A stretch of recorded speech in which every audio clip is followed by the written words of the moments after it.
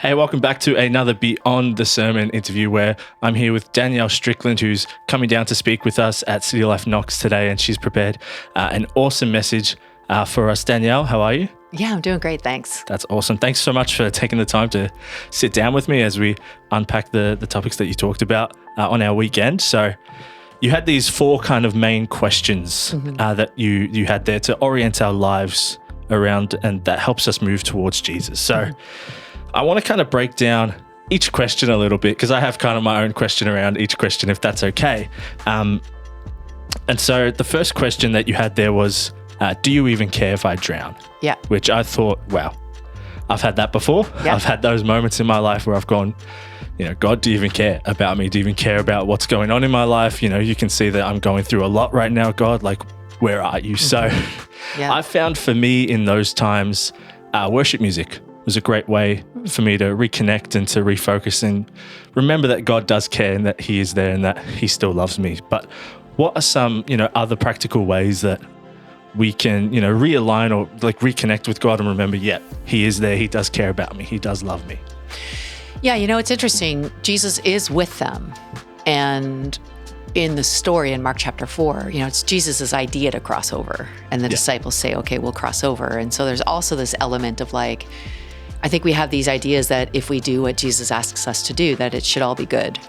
Yeah. And that if it's not good, then something's wrong. Because we've equated, I think, like comfort and ease with God's presence. Yeah.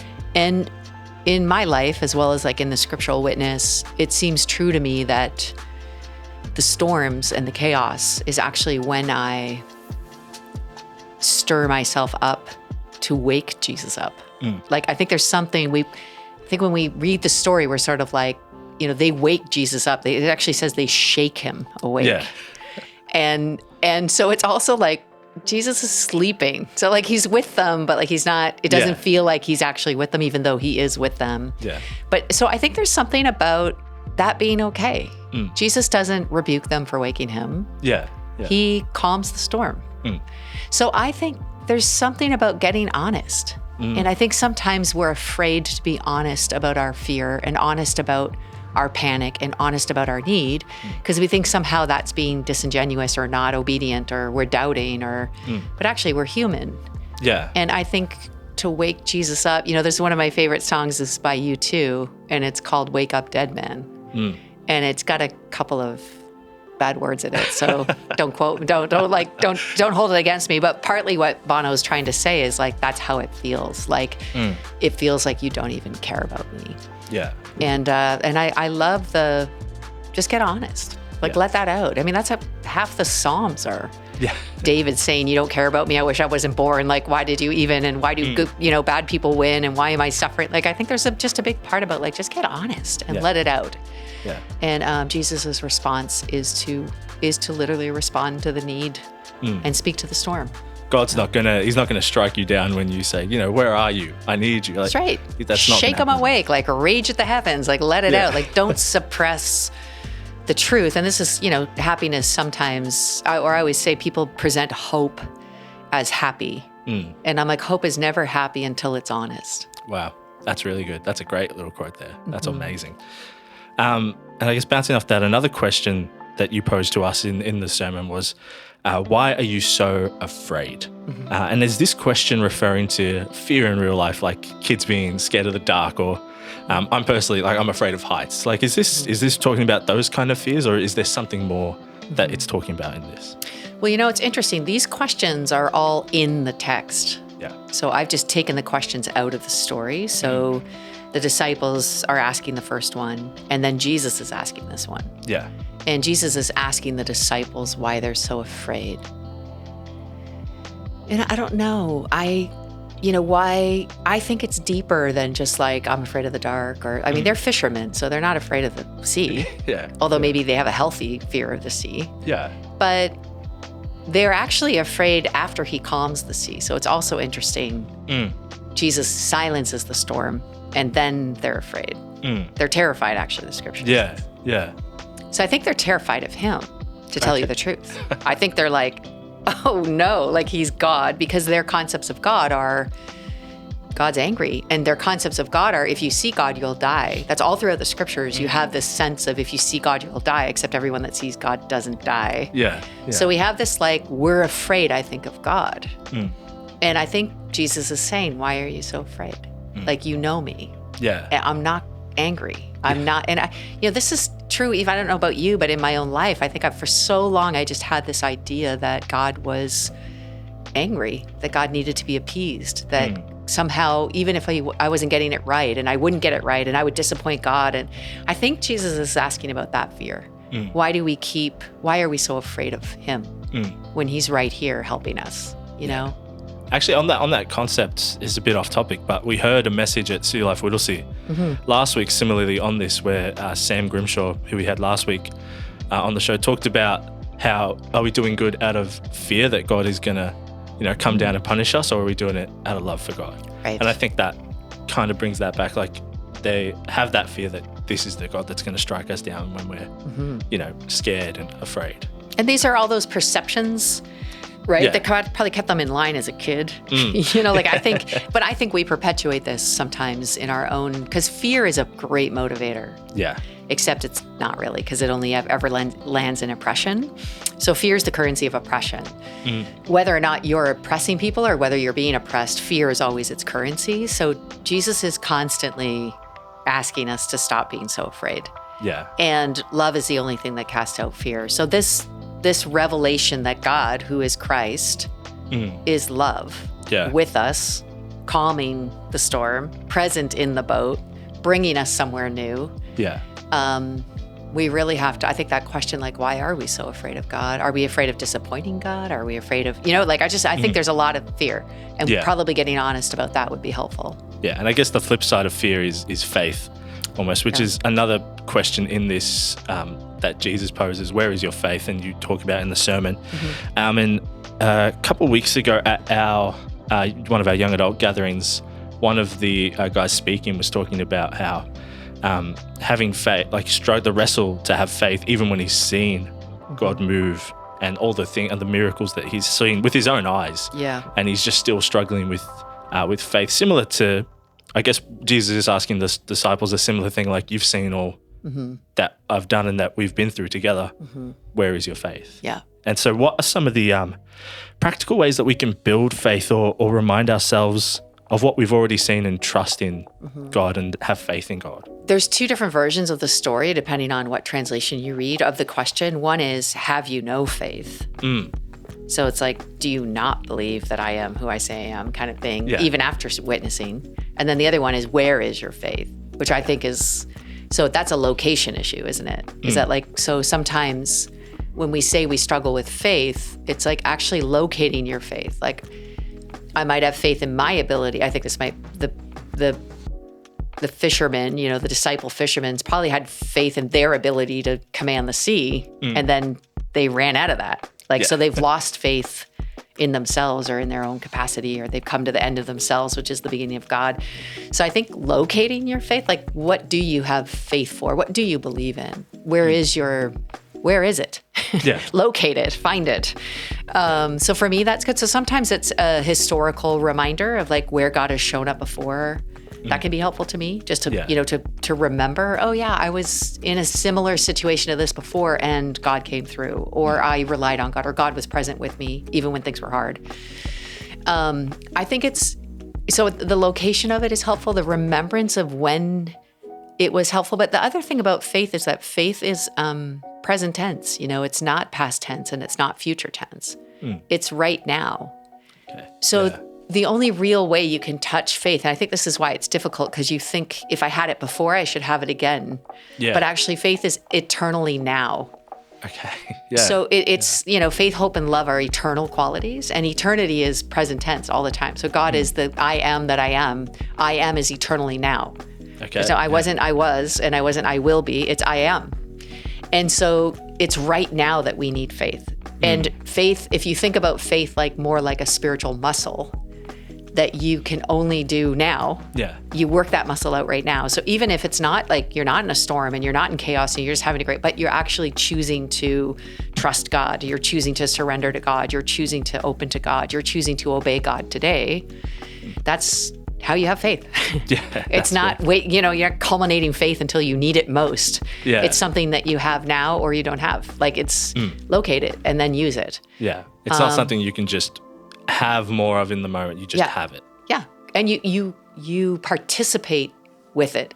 So it's not even like having it, because Jesus said if you have a mustard seed worth, you know, you can do a lot of powerful things. So it's not even the quantity, like if only I had more faith. It's actually just faith is the practice of what you believe. Yeah. So if you want to have faith, practice what you believe. So if you believe God answers prayer, pray. If you believe God loves the poor, serve the poor. Yeah. Right? Yeah. If you believe that God wants you to share your faith, tell somebody about Jesus. Yeah. And in so doing, your faith is found. Yeah. Yeah. And I think that's part of because we think if we have enough faith, then we'll do those things. And I'm always like, no, do the things and faith is found. Yeah. Okay. So it's just an interesting thing. I don't know how we think we can, like, faith is like a money currency. And if we have enough of it, then it will overflow. But actually, it is found in the doing, in the practice. There's not really a practical way to build and have more faith. You really just have to have step out and do it, and you'll find yourself, having that. Yeah, like how do you build muscle? You consider, apparently, if you think about working out, it does actually burn some extra calories, I've heard, but not much, and it doesn't build muscle. Fair. So you can sit around thinking about muscle, thinking about how much you'd like a muscular body, thinking about how much you'd look great if you had more bulgy muscles, or you can go to the gym.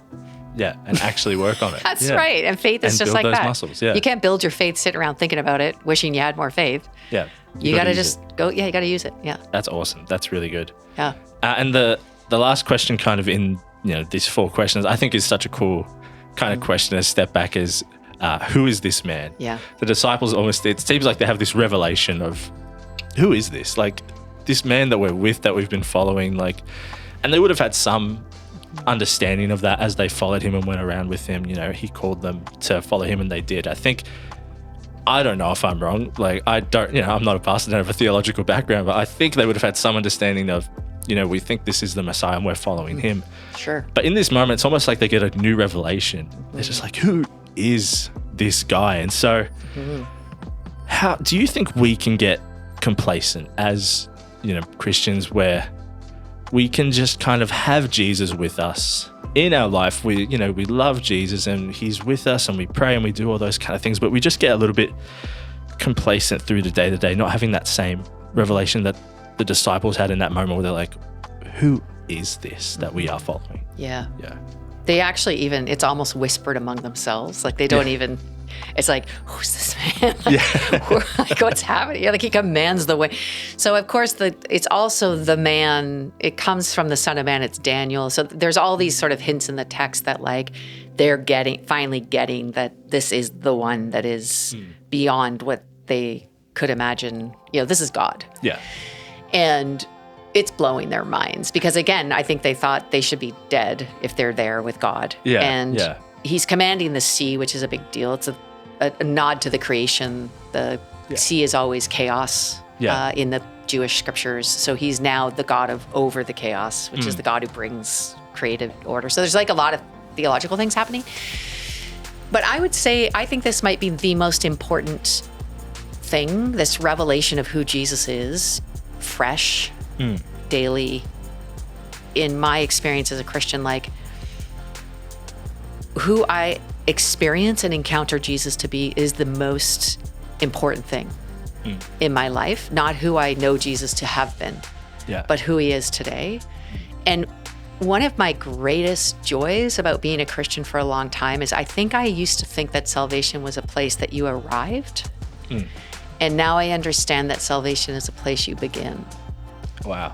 Yeah. And then you just keep finding out more. And I feel like that's a lot like the disciples are Jesus does a miracle and they're like, wow. And then Jesus, does something and they're like, wow. And then Jesus is with them personally, saving them from the chaos of a storm and silencing them. And they're like, wow. And then wait for it, because the next chapter in 5, and then just wait till 6 and then wait till 7. I just feel like that's the news I want to tell people is salvation is not just this thing you should do to get a get out of jail free card, and when you die, you might get into heaven because you got salvation is this invitation to this encounter-based on a daily basis. This is what Jesus is inviting us into, is this experience, personal experience of the wowness, the presence, the greatness, and the goodness of God. Yeah. The other thing is, I heard a theological friend of mine say this, and I think he's right, is we spent a whole generation trying to convince people that Jesus is God. And he said, I think it's time to let them know that God is Jesus. Okay, yeah, wow. Yeah, and I think he's right. I think we've kept this God is different from Jesus, and in a sense, there's a 3-in-1, where we believe in 3-in-1, God as communal, but also Jesus is God. So God said, if you want to know what I'm like, if you're worried about what I think, if you want to know how I act, if you want to know how I feel, look at Jesus. Yeah. That's who God is. That's what God feels. That's how God acts. That's how God, so I think sometimes we're but Jesus, he's the good guy, right? And then when your dad gets home, we're all in some trouble. And I think that who is this man question is really important. Jesus is God. And Jesus came to reveal the fullness of God. Yeah. And so if you're in doubt, look at the person of Jesus and you'll know God. Yeah. And that's pretty big. That's pretty awesome. I think that's a great, kind of mindset shift there. Really, God is Jesus. Yeah. Jesus is God. And, it's the same. If we want to know God, we got to know Jesus because they're the same person. That's right.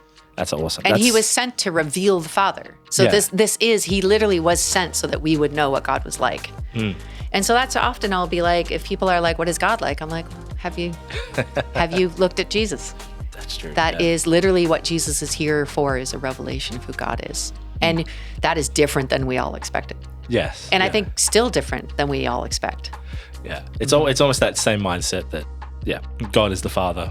When Dad comes home, we're in trouble for everything. But no, there's so much grace and mercy and love that Jesus shows is the same that the Father God shows. They are one, 3-in-1, but they are still one. Yes. Yeah. That's so good. I don't know kind of how to transition to the next part of where I want to go. Okay. So I'm just going to dive in. Just do it. Yeah. Just kind of break it up here. Yeah. So we've talked about kind of not 4 practical ways to really bring these questions into our life. It's not necessarily been practical steps to build our faith, but just kind of do it. Because the whole thing happens because of an invitation Jesus gives the disciples to go to the other side. And what is the other side? Yeah. What is the other side? So, and that's interesting because also Jesus tells them we should go to the other side when they're at the height of popularity and excellent ministry. So there's really no reason for them to go to the other side except Jesus invites them to. So it's also, that's weird because these people are leaving safety, comfort, and success. And they're crossing over to a part of Galilee that is very compromised. It's where their moms told them not to go. It's where pigs are being farmed. It's where they're going to encounter demoniacs, and the Roman Empire legions are being fed from that region. So there's all of these also scary, we're going where we don't know, why are we going there? And then on the way there, even all this stuff happens, this resistance, it feels like, which I think is actually, it is resistance, but it's resistance training for the disciples, because this is what it feels like to obey God. It feels like resistance. And so I would say for my life, I almost feel like every discipleship invitation is an invitation to go to the other side. And the other side is a place I don't know. Even I lived for 3 years in Melbourne, Australia, helping to do some social justice initiatives with the Salvation Army, lived in Collingwood. And we moved into the neighborhood to start a home-based incarnational community. And of course, I don't know what I'm doing. And then while I was doing it, I was trying to stop human trafficking and met this retired Baptist lady and ended up starting a brothel chaplaincy ministry. And I remember going into a brothel in Australia with cupcakes and saying hi, and I'm here to listen. And, I'm a brothel chaplain, and just, it's all risky and chaotic. And sometimes I have beautiful stories of it working great. And then I have some other stories of it not working great. And you just don't know. And the measure of your invitation, the measure of your success, if that's what you want to call it, is not about the outcome. It's about your faith. It's about your building the muscle to trust God in the midst of what you can figure out and what you can't figure out. And the end of the story in Mark chapter 5, when they end up, casting out this demon legion. It's like, it's one of the craziest stories in the Bible, I think. And the demons go in the pigs, and the pigs all go over the cliff. But this man that can't be saved by anybody else is saved, delivered, completely set free in his sane mind. And he's talking to Jesus, and the farmers all come back. And then the farmers go like, get out of here. They literally begged Jesus to leave after witnessing a miracle. And I think if we would all look at that and go like, I don't know that was worth it. Like, you did all that storm, the disciples are terrified, you left the successful ministry, you go to the other side, and what? You help one guy? And then they beg you to leave the region? And I think in my own experience as someone who has just tried to say yes to Jesus when Jesus says, let's go over to the other side. And by the way, he's always going to the other side. That's always the invitation. So whatever your other side is, whether it's your enemy, those people that you don't, anyone who's different from you, opening your door to people that you wouldn't normally be in your neighborhood, just every invitation I've had from Jesus is always to cross over. And usually what it is an invitation to cross over my fear, an invitation to cross over my prejudice, an invitation to cross over my own expectations, an invitation to cross over my failures. The other side is where Jesus takes us. It's almost like the calling each time is not necessarily the final place. This is where you're going to be. This is your ministry. Sometimes it's actually training and preparing and building. Like as they're crossing the storm, it's not necessarily this is the final miracle. That's this is going to be the awesome miracle. No, it's preparing you for where we're about to be. Well, and it was an awesome, but I would say the actual journey is the arrival. Every part is arriving. So watching Jesus calm a storm, you've made it. You're living it, so I think sometimes too, we have this far distant idea of when I get there. I say, but where's there? Because Jesus is with you now. And he just calmed the storm and reminded you of who he is. And you have this encounter of Christ. And then you're going to get to the other side and you're going to witness a demoniac being liberated. And so you've arrived, you witnessed a miracle there. Then they're going to beg Jesus to leave. He's still going to be with you. You're going to go the other, then you're going to come back one chapter later and the entire region, thousands of people are going to be there wanting to be touched and healed by Jesus. Because that one guy he helped that felt like a total failure went around telling everybody about Jesus. And by the time one chapter later, you go back to that region, the entire region's basically in revival. So so is that it? Are you arrived? But then there's more after that. So I think that idea of when I get there one day, it's no, this is the day. That's, I think, why the scripture is constantly today's the day. Now's the time. It's almost like constant breakthrough. Today's the day. The thing that you're looking for from God is available today. That's awesome. Learning to trust, learning to surrender, learning to encounter Jesus for where you're at right now, whether it's doubt in your mind, whether it's something God invited you to do, to go say hi to someone that's not very popular and, might bring you down a couple notches, it's today. That's the encounter of Jesus to help you do what it is he's asked you to do is happening today. And that's all you have is today. And we are arriving every day. This is it. This is the invitation God gives us, is to follow him. And we're there. So I would say don't despair. We're all there. We've arrived. You've arrived. You're here. And we all keep discovering more and more and more together. That's amazing. There's so much in there, and that's really awesome. And we're almost out of time. We've got a couple more minutes, and I just want to finish on, and I think, what you just talked about is really great. There's, we're always arriving. There's always something more. And we've got our conference coming up in a couple of weeks, and it's around inspiring breakthrough. And how can we use a little bit of what we've talked about to see breakthrough, not necessarily just in our own lives, but maybe breakthrough in a situation and where we're waiting for God's kingdom to come. One of the things that just amazes me about this story, and I don't know if I'll have time to actually preach this, but when I asked the question, why did Jesus go then to the other side when things were going so well? When it describes the man who's in desperate need, that nobody else can help, it says that he can't be contained, he can't be restrained. It says that he's roaming around the wilderness or the hills, cutting himself and crying out. And the wilderness in Hebrew is the place people would go to pray. So basically, this man that is totally desperate and probably can't even speak because he's totally possessed by a demonic spirit is crying out for deliverance. And this monk, I read this commentary by this monk who spent like just his whole life meditating on Mark's gospel. So like he's got all the, and he says, and I remember going like, wow, I just started weeping. He said, God is the God who hears the cry.